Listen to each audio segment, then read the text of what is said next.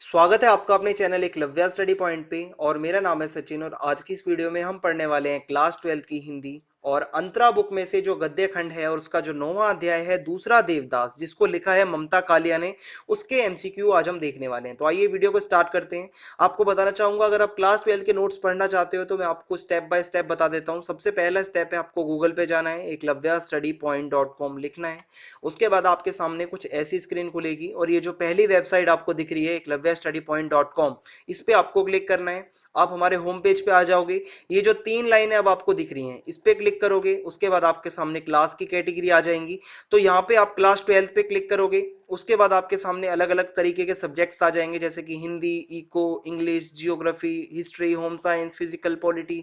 तो जो भी सब्जेक्ट्स के नोट्स आप पढ़ना चाहते हैं, आप यहाँ से क्लिक करके फिर आप पढ़ पाएंगे। तो सिंपल से स्टेप थे, आप जाके नोट्स पढ़िए। और अब आपको बताना चाहूंगा कि आज की ये वीडियो हमारी बहुवैकल्पिक प्रश्नों की होगी। 4 विकल्प आपको दिए जाएंगे। तो आज का हमारा पहला प्रश्न है, यह कहानी क्या प्रदर्शित करती है। ठीक है, दूसरा देवदास कहानी में क्या दिखाया गया है। क, युवा मन की हलचल, या ख, युवा मन का दुख, या फिर युवा मनुष्य का पतन, या उपरोक्त सभी। तो ये जो कहानी है दूसरा देवदास, ये युवा मन की हलचल को प्रदर्शित करती है। आपको आगे बताऊंगा। ठीक है, तो क जो है ये आंसर सही हो जाएगा। दूसरा प्रश्न है, लेखिका ने किसका स्थिर और पवित्र चित्रण किया है। ठीक है, क है युवती का, ख है युवा का, ग है प्रेम का, और घ है विश्वास का। तो इसमें जो लेखिका ममता कालिया जी हैं, उन्होंने इसके अंदर ये जो आपने जो लेसन पढ़ा होगा दूसरा देवदास, इसमें प्रेम का बहुत स्थिर और पवित्र चित्रण किया है। ठीक है, तो ग विकल्प इसमें सही हो जाएगा। अब तीसरा प्रश्न है आपके सामने, ममता कालिया ने किस स्थान का वर्णन किया है। ठीक है, अपने इस अध्याय में। तो क है प्रयागराज संगम का, या हर की पौड़ी हरिद्वार का, या फिर वैष्णो देवी का, या केदारनाथ का। तो इसमें हर की पौड़ी हरिद्वार का वर्णन किया गया है, तो ख विकल्प सही हो जाएगा। चौथा प्रश्न है अब आपके सामने, संध्या के समय हर की पौड़ी पर किसकी आरती की जाती है। ठीक है, शाम के समय। क है गंगा की, या फिर मूर्ति की, या शिव की, या फिर इनमें से कोई नहीं। तो शाम के समय हर की पौड़ी पर गंगा मैया की आरती होती है, तो क विकल्प इसमें सही हो जाएगा। पांचवा प्रश्न है अब आपके सामने, गंगा पुत्र किसे कहा गया है। ठीक है, इसमें आपने पढ़ा होगा कि गंगा पुत्र नाम से एक इंसान को या कुछ लोगों को कहा जाता है। तो गंगा पुत्र कौन है, संभव, या फिर पंडित, या फिर सामान बेचने वाले लोग, या फिर गोताखोर।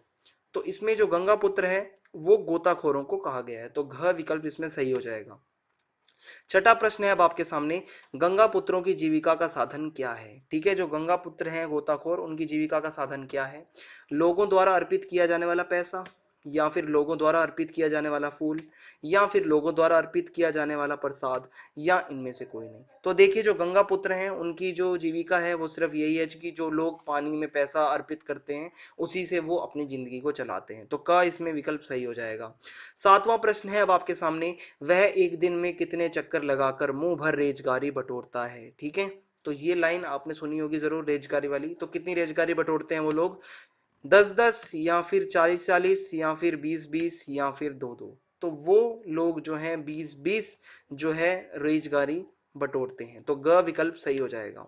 आठवां प्रश्न है अब आपके सामने, संभव किसके यहाँ रहने आया था। ठीक है, इस कहानी में संभव कहाँ रहने आया था, क्या अपनी माँ के वहां रहने आया था, या दादी के उधर, या बुआ के उधर, या फिर नानी के उधर। तो जो संभव है वो इस कहानी में अपनी नानी के घर रहने आया था। ठीक है, तो घ विकल्प सही हो जाएगा।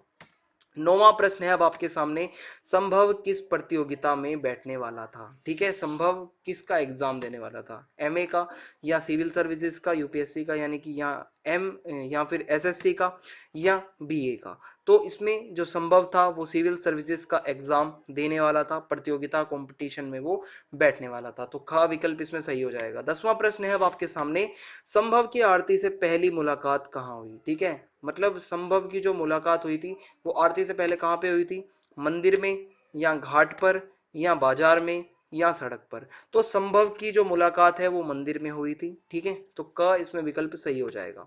अब 11वां प्रश्न है अब आपके सामने, पुजारी ने दोनों को क्या समझ लिया। संभव और पारो जब एक साथ थे तो उसको पुजारी ने क्या समझा, बहन भाई, या फिर दोस्त, या फिर प्रेमी प्रेमिका, या फिर पति पत्नी। अब इसका आंसर आप मुझे कमेंट बॉक्स में बताओगे कि पुजारी ने उन दोनों को क्या समझा था। 12वां प्रश्न है अब आपके सामने, संभव क्यों बेचैन था। ठीक है, क्योंकि लड़की की अशिष्ट व्यवहार के कारण, या लड़की से इस छोटी सी मुलाकात के कारण, या पंडित के कारण, या इनमें से कोई नहीं। तो जो संभव था वो लड़की से इस छोटी सी मुलाकात के कारण बेचैन हो गया था। तो ये ख विकल्प सही हो जाएगा। अब 13वां प्रश्न है अब आपके सामने, मनसा देवी मंदिर में लोग क्यों जाया करते थे? ठीक है, क है दर्शन करने, या ख है घूमने, या पहाड़ों को देखने, या मनोकामना की गांठ बांधने। तो जो मनसा देवी मंदिर है वहां पे लोग जाया करते थे मनोकामना की गांठ बांधने। ठीक है, तो घ विकल्प इसमें सही हो जाएगा।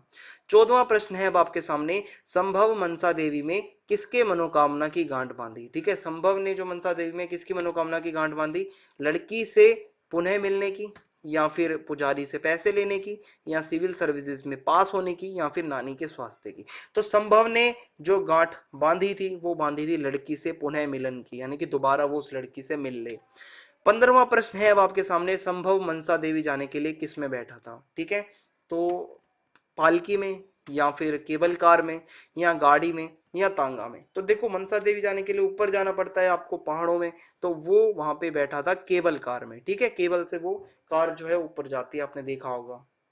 तो ख विकल्प इसमें सही हो जाएगा। अब 16वां प्रश्न है अब आपके सामने, लड़की भी किसकी मनोकामना की गांठ बांध कर आई थी? ठीक है, लड़की किसकी गांठ बांध के आई थी? अपने भतीजे के मिलने की, या बीए में पास होने की, या संभव से पुनः मिलने की, या इनमें से कोई नहीं। तो जो लड़की है वो भी संभव से पुनः मिलने की गांठ बांध के आई थी, तो ग विकल्प सही हो जाएगा। 17वां प्रश्न है अब आपके सामने, लड़की ने अपना नाम क्या बताया? लड़की का नाम क्या था?